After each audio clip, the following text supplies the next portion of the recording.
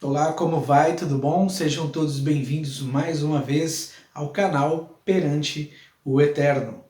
Aqui você encontra vários tipos de estudos bíblicos e tem também um quiz bíblico, tem também músicas instrumentais e vários outros estudos, também em forma de lives, com psicólogos, pastores, estudos baseados no livro Mente, Caráter e Personalidade. Toda sexta-feira você nos encontra na live. E este também é um estudo bem simples que estamos começando, intitulado como Conhecendo Mais.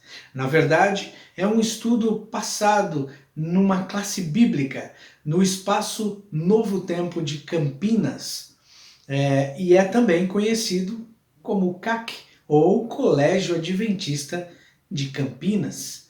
Os estudos são feitos todos os sábados, às 16h30, de forma presencial. E só então o estudo é postado de forma de vídeo aqui no canal. A diferença é que presencialmente as pessoas tiram suas dúvidas na hora e desenvolvemos um relacionamento pessoal bem mais interessante. Convidamos você também a participar. E inscreva-se também no canal do Espaço Novo Tempo. Procure lá na internet, Espaço Novo Tempo, Campinas. Sendo esse nosso primeiro estudo, falaremos sobre a Bíblia, a própria Bíblia. E como eu disse, este é apenas um estudo simples, de forma bem tranquila, simples. Na Bíblia, por exemplo, nós podemos nos aprofundar sempre, cada vez mais, porém com um detalhe: só depende do seu interesse. É mais ou menos quando você vai à praia. Você pode apenas molhar os pés, ou quando quer ir mais profundo, você precisará de equipamentos para isso. A Bíblia também é assim. Então vamos lá, só para título de informação. Mas antes de iniciarmos nosso estudo, vamos fazer uma breve oração. Feche seus olhos. Querido Pai, suplicamos ao Senhor entendimento em Tua palavra, que esteja com cada pessoa que está assistindo, que está ouvindo, Pai, onde quer que estejam, que o Senhor os abençoe, que o Senhor abençoe este estudo. Pedimos em nome do Senhor Jesus. Amém.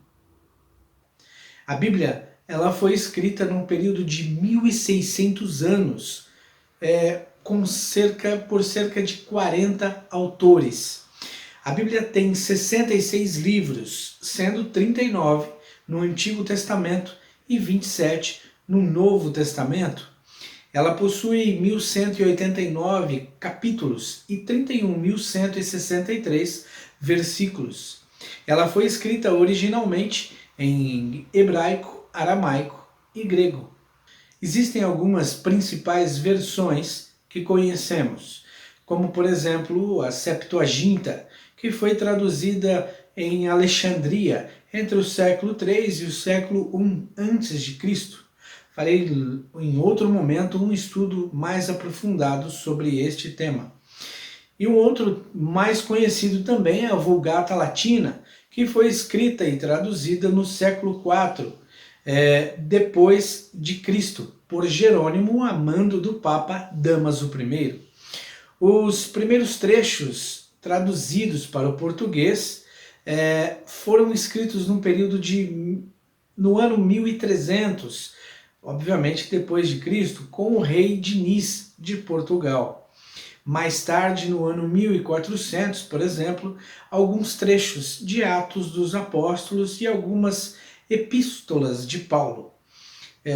O Novo Testamento, por exemplo, ele só foi traduzido completo em português por João Ferreira de Almeida e publicado no ano de 1681. João Ferreira de Almeida morreu em 1691 e a tradução do Antigo Testamento que ele estava fazendo ficou incompleta. Ele conseguiu traduzir até Ezequiel, capítulo 48, verso 21, e ela foi completada, a sua tradução, por Jacobus op den Acker, que era colega de João Ferreira de Almeida. E aí ela foi publicada em 1753, total. No entanto, em 2 volumes. Somente em 1819 que a primeira impressão completa em um único volume foi feita. Algumas religiões e a quantidade de livros que possuem, eu vou passar aqui bem rapidinho. Os samaritanos, por exemplo, eles possuem apenas 5 primeiros livros da Bíblia, chamados o Pentateuco Samaritano, que são exatamente os 5 primeiros livros da Bíblia que nós temos. Os judeus, por sua vez, têm um total de 24 livros, porém, são os mesmos 39 que falei inicialmente, que chamamos de Antigo Testamento. Somente a sua estrutura que é diferente. Por exemplo, 1 Reis e 2 Reis, 1 Crônicas e 2 Crônicas, não há essas divisões, e outros são agrupados. Mas os livros são exatamente os mesmos, e segue o nome de Tanar, que podemos falar também em um outro vídeo. Os protestantes, que no caso me incluo, são 66 livros, sendo 39 no Antigo Testamento, também chamado de Bíblia Hebraica, e 27 no Novo Testamento, também chamada de Bíblia Grega. Por exemplo, outros que nós conhecemos são os católicos. Eles são 73 livros que a Bíblia deles possui. São os mesmos livros que os protestantes, porém existem 7 livros a mais. Por isso essa diferença. E fica no Antigo Testamento, que são chamados pela própria Igreja Católica de livros deuterocanônicos ou canônicos de segunda época. Em outro vídeo falarei o porquê os protestantes não aceitam esses livros como cânon, no cânon sagrado. Os ortodoxos, por exemplo, são 78 livros que possuem sua Bíblia. E como eu disse, pode se aprofundar muito mais. Mas nesse vídeo não faremos isso, não é a intenção. Na Bíblia, quando queremos estudar algum assunto, é muito importante colher todas as passagens que existem sobre o tema. Então você agrupa e aí você terá a direção que a Bíblia mostra.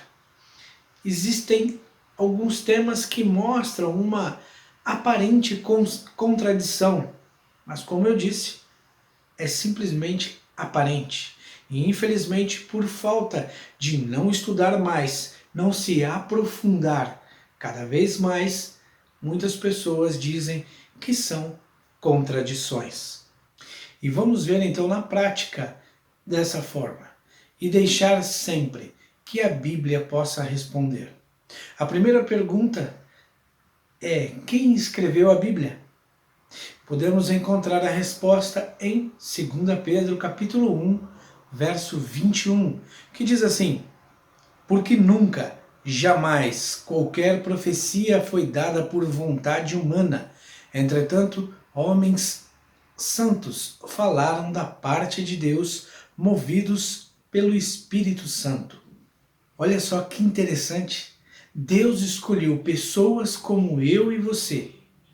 Pessoas que na Bíblia podemos ver que tiveram pecados, mas separaram suas vidas para a obra de Deus. Separaram suas vidas para um propósito maior, para um propósito de Deus.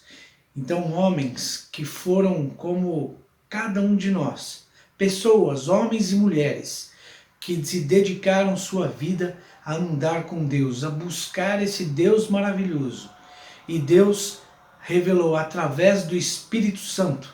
Nunca foi sobre vontade humana, nunca foi escrita por desejo humano, mas movidos pelo Espírito Santo. Que maravilha! A segunda pergunta que podemos ver é quantas partes das Escrituras foram inspiradas por Deus? E agora, podemos encontrar essa resposta em 2 Timóteo, capítulo 3, verso 16. Toda a Escritura é inspirada por Deus e útil para o ensino, para a repreensão, para a correção e para a educação na justiça. Olha que maravilha! Podemos ver então que toda a Bíblia foi inspirada por Deus, toda ela. E podemos ver então que desde Gênesis a Apocalipse, que foram escritos num período de 1600 anos, pessoas que não se conheceram, como Moisés, que escreveu os primeiros livros, e João, que escreveu os últimos, viveram em épocas totalmente diferentes. E ainda assim a Bíblia mostra uma harmonia, porque foi inspirada pelo Espírito Santo. Lendo este mesmo versículo, podemos extrair uma outra pergunta. Para que serve a Bíblia? Uma pergunta bastante interessante, não? Leamos também, além do verso 16, vamos ler o 17. E diz assim: toda a Escritura é inspirada por Deus e útil para o ensino, para a repreensão e para a correção e para a educação na justiça, a fim de que o homem de Deus seja perfeito e perfeitamente habilitado para toda boa obra. Olha que maravilha! A Bíblia ela nos dá vários ensinos e aqui nós podemos ver o porquê. Uma das coisas que Jesus mostra é o seguinte, ele diz assim: errais por não conhecer as Escrituras e nem o poder de Deus. As pessoas não leem a Bíblia, as pessoas não estudam a Bíblia e por isso erram. Não conhecem a Deus e continuam errando o tempo todo. A Bíblia ela é útil para o ensino, ela te ensina o que você deve fazer, as decisões que deve tomar. A Bíblia, ela repreende, olha só, eu estou andando num caminho errado, achando que estou fazendo o que é certo, mas a Bíblia vem e me repreende. Filho, não é assim o seu caminho. Filho, não é este o caminho que você deve andar. Filha, preste atenção, aqui estão os meus conselhos. Mas as pessoas não querem ser repreendidas, não é? Hoje em dia é um grande problema. E aí ele vem dizendo ainda que ela é útil para correção e para educação na justiça. Pessoa aprende, começa a aprender o que é justiça. Tantas coisas podemos tirar daqui, a fim de que o homem de Deus seja perfeito. Deus fala para Abraão: anda na minha presença e ser perfeito. Olha que maravilha! Deus não exige perfeição, Deus oferece perfeição. É uma grande diferença. Deus oferece. Ainda ninguém aqui atingiu a perfeição, porque só atingiremos quando Jesus voltar. Nós ainda estudaremos sobre isso, aguarde. E aí seremos perfeitamente habilitados para toda boa obra. E fazer boas obras não significa que você é bonzinho, porque toda boa obra que qualquer ser humano venha a fazer só é movido por Deus. É Deus que move. A menos aquelas pessoas que queiram se aparecer. Infelizmente tem muita gente assim. As boas obras são um reflexo do seu caminhar com Deus. Porque nada que eu e você façamos vai fazer com que Deus te ame mais ou menos. Nada que venhamos a deixar de fazer vai fazer com que Deus nos ame mais ou menos. As boas obras são reflexo do seu caminhar com Deus. Se você caminha com Deus, vai amar o teu próximo. Uma outra pergunta, por exemplo, é como Deus afirma que a pessoa que estuda a Bíblia, como que ela fica? Vamos ver? A resposta está lá em Apocalipse, no verso 3, no capítulo 1 de Apocalipse, verso 3, que diz assim: Bem-aventurado aquele que lê e aqueles que ouvem as palavras da profecia e guardam as coisas nela escrita, pois o tempo está próximo. Olha só, bem-aventurado, feliz, alegre. É assim que Deus considera aquele que estuda a Bíblia. Não só que lê, não só que ouve, mas o que pratica. Não sejam só ouvintes da palavra, lembra que diz? Sejam também praticantes. E quando a gente começa a praticar, a gente começa a amar o próximo, amar a Deus, a gente começa a enxergar esse amor maravilhoso. E não tem como enxergar e viver um amor tão grande e não ser feliz. Outra pergunta que podemos ver é a seguinte: qual deve ser o alimento do cristão? Marcelo, você vai falar sobre alimentação agora? Lembre, Jesus disse que nem só de pão vive o homem.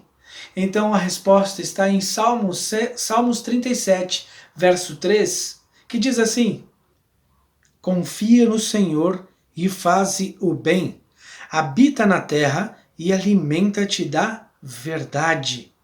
Que maravilha, não é? Podemos agora nos alimentar da verdade. Mas espera aí, o que é a verdade? Vamos ver na Bíblia então o que é. Existe um outro versículo, antes de vermos algumas coisas sobre a verdade, um outro versículo bastante interessante e muito conhecido. E diz assim: e conhecereis a verdade, e a verdade vos libertará. João 8,32. Olha que maravilha! A Bíblia agora vem dizendo que eu preciso me alimentar da verdade. E que quando eu conheço a verdade, eu vou ficar liberto. Liberto de todas as culpas, liberto de ansiedades, do peso da culpa, de tantas coisas eu consigo me libertar quando conheço a verdade. Mas novamente, o que é a verdade? Vamos então? João 17, verso 17 diz assim: santifica-os na verdade, a tua palavra é a verdade. Olha que maravilha! A palavra de Deus é a verdade. Há uma discussão muito grande, porque algumas pessoas, por exemplo, dizem que a Bíblia não é a palavra de Deus, ela contém a palavra de Deus. Outros dizem que foi, obviamente, não é a palavra de Deus, é a palavra de homens inspirados por Deus. Mas é aqui que nós encontramos tudo o que fala sobre Deus. E principalmente, aqui sim, existe o assim diz o Senhor. E se existe o assim diz o Senhor, nós consideramos a Bíblia como a palavra do Senhor, como a verdade. Podemos ver? Então, e existe uma outra coisa interessante. A Bíblia apresenta mais algumas coisas como verdade. Algumas outras que chamamos de colunas da verdade. Vamos lá? Vamos ver quais são? Acompanhe comigo. A primeira que podemos ver está em Jeremias capítulo 10, verso 10, que diz assim: mas o Senhor Deus é a verdade. Ele é o Deus vivo e o Rei eterno. Do seu furor treme a terra, e as nações não podem suportar a sua indignação. Que maravilha, não? Podemos ver aqui então que Deus, o Pai, é a verdade. Deus é a verdade. Existem algumas traduções que diz que o Senhor é verdadeiramente Deus. Ele afirma mais ainda. A segunda verdade nós podemos encontrar em João 14, verso 6, que diz assim: respondeu-lhe Jesus: eu sou o caminho, a verdade e a vida. Ninguém vem ao Pai senão por mim. Que lindo! O próprio Jesus aqui mostra ser a verdade.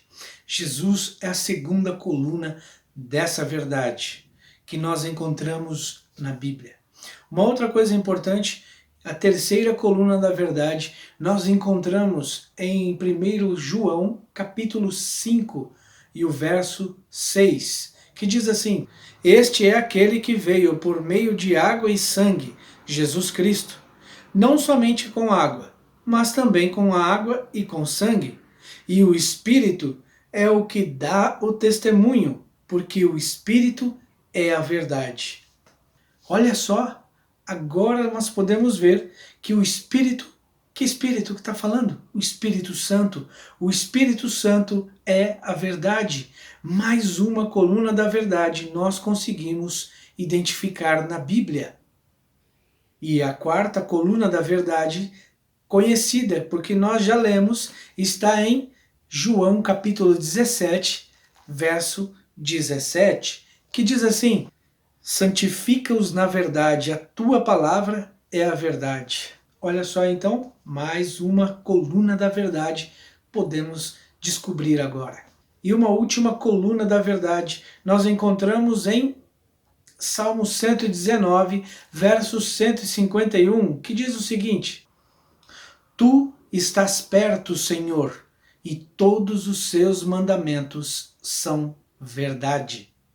Olha só que maravilha! Podemos encontrar as 5 colunas da verdade. E vamos recapitular então? Deus o Pai está em Jeremias 10, 10. Depois nós podemos ver Jesus, João 14, verso 6. Depois o Espírito Santo, 1 João capítulo 5, verso 6. Depois a Bíblia, João 17, 17. E depois, por último, nós podemos ver os 10 mandamentos. Salmo 119, versos 151. E hoje, cada vez mais, nós temos visto que estudar a Bíblia é algo extremamente importante. Como lemos lá em 2 Timóteo 3, 16 e 17, a importância de estudarmos. E em um mundo que nos encontramos hoje em trevas, qual é a resposta que podemos encontrar?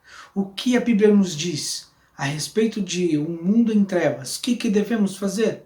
Vamos lá, Salmo 119, verso 105, diz assim: lâmpada para os meus pés é a tua palavra e luz para os meus caminhos. Olha que maravilha!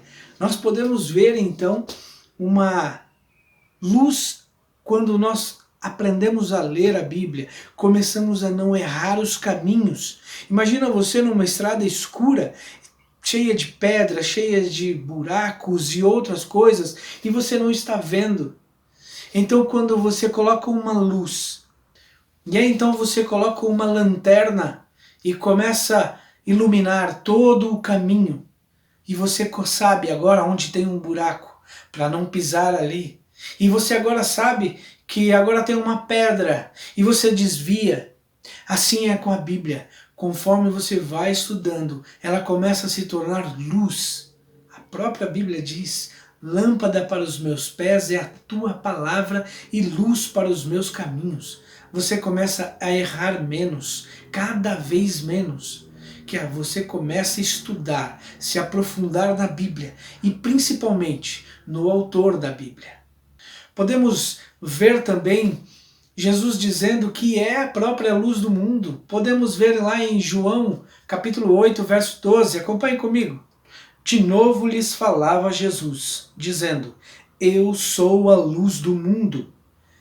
Quem me segue não andará nas trevas, pelo contrário, terá a luz da vida. Olha só isso. Que maravilha! Jesus começa agora a mostrar algo mais. Ele é a luz do mundo. E quando conhecemos Ele como verdade, começamos a enxergar as coisas muito mais. E agora olha a responsabilidade que o próprio Jesus coloca sobre todos aqueles que se dizem seguidores de Cristo. Está em Mateus 5,14. Vamos lá? Vós sois a luz do mundo. Não se pode esconder a cidade edificada sobre um monte. Que maravilha! Agora quando você começa a conhecer as coisas da Bíblia, você começa a conhecer o desejo de Deus para a sua vida, você começa a entender o quanto Deus te ama, você agora vai ser uma luz para o mundo. Você também agora é convidado a ser essa luz, não porque você tem luz própria, mas porque você é um reflexo. Tudo que você faz começa a ter um reflexo do caráter de Cristo em sua vida. E aí então você começa a iluminar as pessoas, mostrar o amor para as pessoas. E você começa a ser essa luz que Deus quer que sejamos para este mundo em trevas. E uma pergunta para finalizarmos, o qual eu já até comentei: por que tantas pessoas erram tanto na vida? Nós podemos encontrar também essa resposta e vamos ficar com ela para o final. Está em Mateus 22, verso 29, que diz assim: respondeu-lhe Jesus: errais, não conhecendo as Escrituras, nem o poder de Deus. E nós podemos completar esse versículo com o que acontece principalmente com quem erra tanto, com quem não busca em Deus. Está lá em Oséias 4, verso 6, que diz assim: o meu povo está sendo destruído, porque lhe falta o conhecimento. Este é o versículo. O versículo continua, mas esta é a chave, esta é a base principal.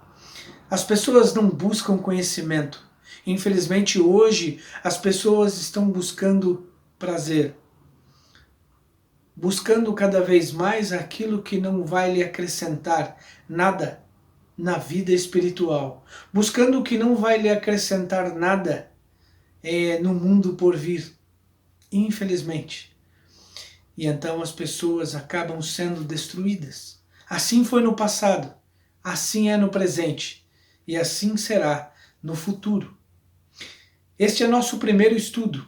E se você ainda não se inscreveu no canal, se inscreva. E convido você também a se inscrever no canal do Espaço Novo Tempo de Campinas. Entre lá no canal, se inscreva. Até o nosso próximo estudo. Que a paz do Senhor seja contigo.